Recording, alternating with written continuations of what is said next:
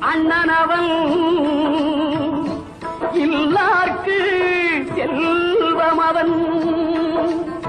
நல்லார்கள் உள்ளமெல்லாம் நாள்தோறும் வாழுபவன். சொன்னால் மனம் பதைக்கும், சொல்லவோ வாய் பதைக்கும். தன்னன் தனிமையிலே தான் உறங்க போனானோ.